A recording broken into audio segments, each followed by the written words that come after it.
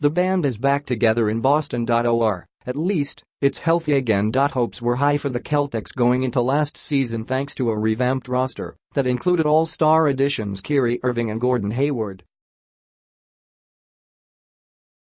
Everything changed 5 minutes into the season with Hayward's gruesome leg injury.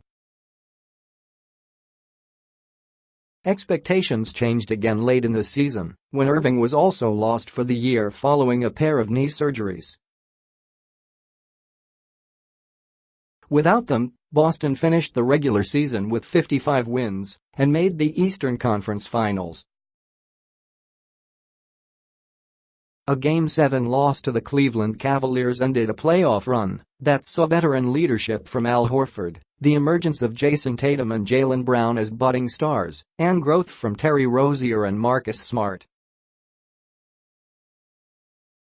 Celtics president of basketball operations Danny Ainge was able to keep the group intact during the offseason, re-signing the most vulnerable asset in Smart. This preseason brought more welcome news when Irving publicly proclaimed his desire to stay in Boston.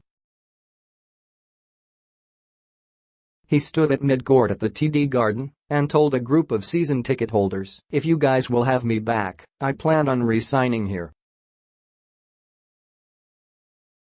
The collection of talent makes the Celtics presumptive favorites in the East with LeBron James no longer lurking in Cleveland. Coach Brad Stevens said his job will be to harness the energy on this roster, not restrict what guys do.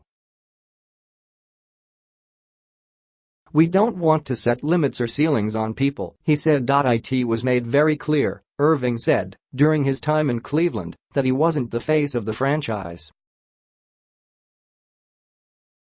Entering his 8th NBA season, he has openly referred to himself as the leader of this young Celtics team. His teammates, including Horford, are happy to grant that stature to the 5-time All-Star who won a title with Cleveland. Irving said being around so a hungry group drives him. It gives me a lot of confidence as the quarterback of the team, Irving said. "This is a lot of talent that I'm being thrown out there with.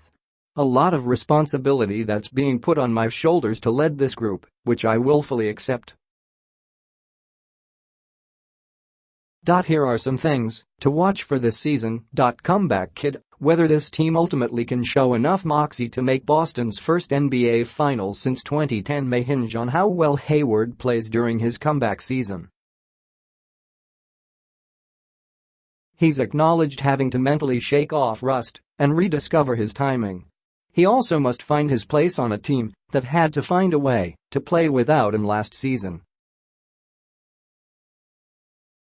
He and Irving were presented as a dynamic duo of sorts prior to last season.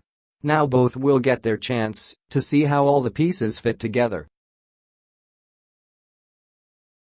Hayward said he's waited all summer to take on the challenge. There's gonna be hiccups along the way. "When you don't play basketball for a year, those things happen," he said. "I'm gonna have to go at it and attack it." Post-Ionless lineup. The gift and the curse of this group is that it is loaded with so much athleticism that several players can play more than one position on the floor.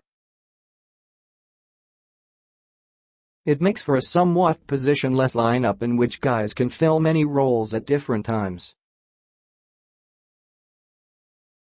That takes everyone on the court being on the same page. We are asking a lot of our players to be basketball savants now, rather than just basketball players, Irving said, adding that the Celtics are no longer a team that can simply go out and play with nothing to lose. "It's gonna take some time for us to figure that out." Scary Terry Rozier performed well after being thrust into a starting role during the final stretch of the regular season and playoffs with Irving injured. Rozier goes back to the bench now as he enters a pivotal 4th season. He will be restricted free agent this summer and will likely command attention from other teams. He said this group's mentality is NBA Finals or bust. Anything we did less than last year is a failure, he said.